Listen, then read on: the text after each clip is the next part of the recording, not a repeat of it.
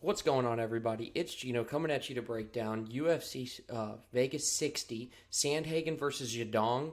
Before I get started, if you have not done this, hit the subscribe button right now and then like the video. Also, leave me a comment of who your favorite fight on the main card is. We're going to be going through just the main card from a Draftkings and betting perspective and make picks on each fight.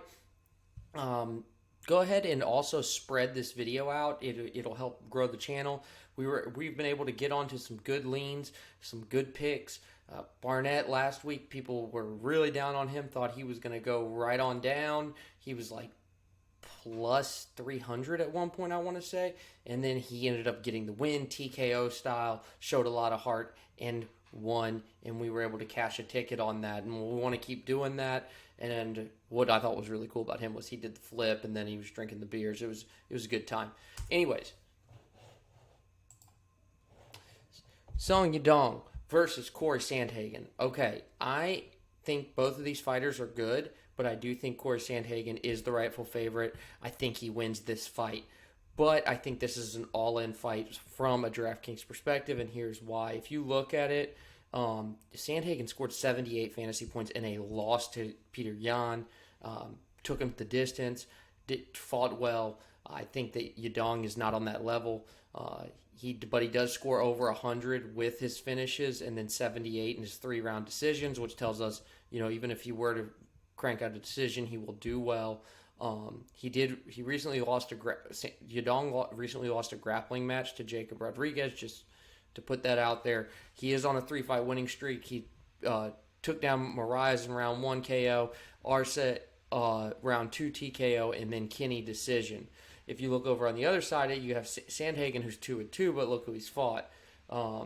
He put down Moraes with the wheel kick. He took Edgar down with a flying knee, and he lost to Dillashaw and Yan. Those are two of the better fighters, and so that's why I'm saying he's fought better competition. I am going to go with him, but this is an all-in fight for me for a 5-round fight. I think that it scores well in DraftKings. Leans to Sandhagen. All right, Njoku versus Gregory Rodriguez. I'm going Njoku. I think he gets it, and I think he gets a finish here. I think he is powerful. I think he can get it done. He's relatively unknown. This is his third UFC fight, counting the Dana White Contender Series, and he's fighting a guy in Rodriguez who's 3-1 over his last 4. He has 2 finishes in the UFC. He has 1 decision. He was finished by Jordan Williams, though, in round 1, which tells me I think Njoku can kind of replicate that and get it done early.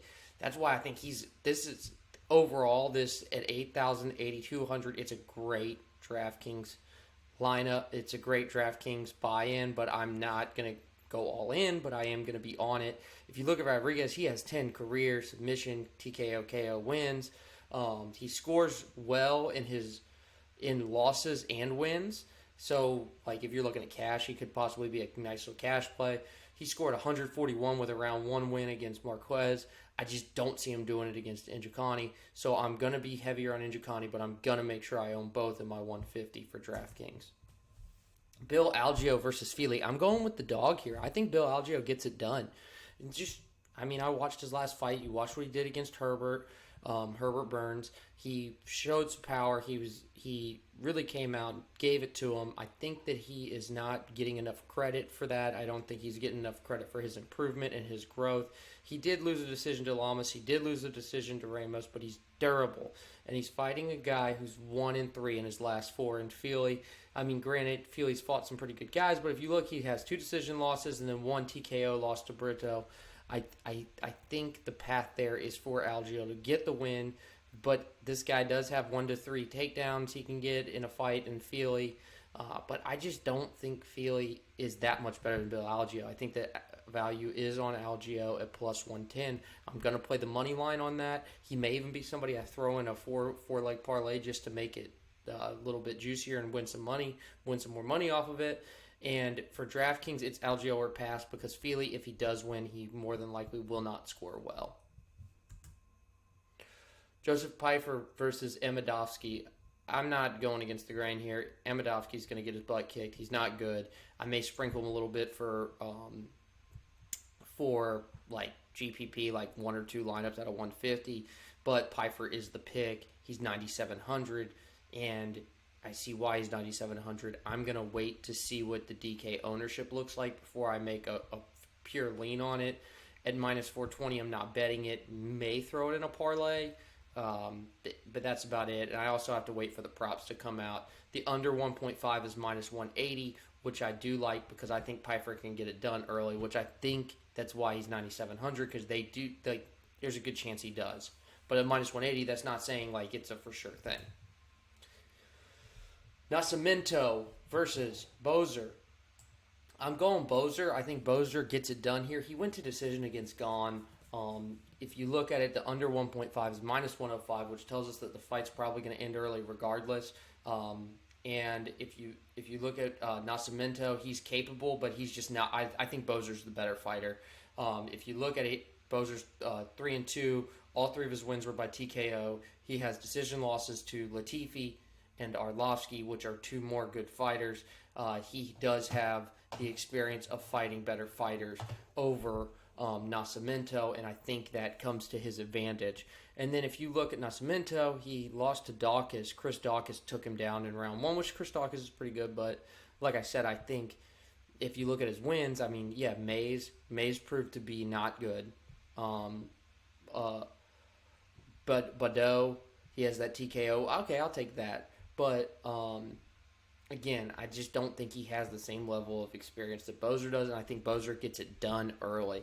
But if Nascimento can do it, he can get some control time and score well with a finish. So the lean is to Boser, but I'm going to be invested in both fighters. So this fight I'm going all in on for DraftKings. Marc-Andre Barriault versus Anthony Hernandez. Either guy's going to score well on a win. I think Barriault is live here, but I am picking Hernandez to get a TKO KO win. I think Hernandez is just the better fighter. I think if you look at his talent, he's shown a lot. He's a finisher. He has 7 confirmed finishes in his career. He can get anywhere from 2 to 9 takedowns. So like if he gets 8 takedowns, some strikes, and then gets a finish in round 3, he will score amazing in DraftKings and be optimal. He's 8,700. He's a full $1,000 cheaper than the highest price guy, but has the same ceiling as him, or maybe even higher. If you look at Barriault, he's plus 145. He's 7,500. He's 3-1 over his last 4. He has a TKO loss though against Njoku, but I think Njoku's pretty good, but still that TKO loss tells us that there's a path to breaking that chin there. And then he's 2 of his 3 have been by finishes, with 1 submission, 2 of his 3 wins in that have been by finish, 1 submission, 1 TKO. I think if you look at Barriault, he was also on a 3-fight losing streak at one point, all by decision, so he's tough, but I do think he can get finished here. He has no takedown upside. He can score anywhere from 80 to 132 fantasy points. He has a 55% strike defense and a 68% takedown defense, but I think Hernandez is the best takedown guy that he's seen as of recent, and I think he can get taken down a lot. So I am going Hernandez, but I think this fight is absolute gold. I'm going to be elevated on both guys, and I'm going to be all in on this fight. I want a piece of this fight in every lineup I build because I think it scores well. All right, guys. Hey, so that's it. If you have any questions for me, hit me up. It's at The Real GC9. It's in the link. Also, join the DFS army. If not, we're killing it in DraftKings. We actually had somebody who won the million maker this past weekend. That link is in the description. And also use my promo code DFLGino to get 10% off. All right, guys. Hey, I look forward to hearing from you. And again, don't forget to subscribe.